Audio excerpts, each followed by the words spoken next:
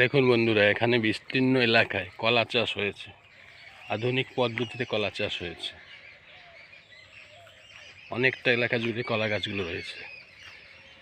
কলা ধরেছে, এখানে কলা ধরছে, ওখানে কলা ধরেছে। অনেকটা এলাকায় কলা চাষ করেছে। গাছে গোড়ায় জল দেওয়ার ব্যবস্থা আছে। এখানে গাছগুলো আবার বেরোচ্ছে ছোট ছোট। খুব সুন্দর চাষ হয়েছে এখানে। একটা কলা বাগান, বিরাট বড় কলা বাগান। এই কলা বাগানটা চাষ করেছে একদম চাইনিজ পদ্ধতিতে। গাছে গোড়ায় জল দেওয়ার ব্যবস্থা রয়েছে। সব দিক দিয়ে কলা গাছগুলো খুবই সুন্দর লাগছে। এখানে একটা মোচা বেরিয়েছে, খুব সুন্দর হয়েছে দেখতে। এদিকটায় আরও কলা গাছ রয়েছে।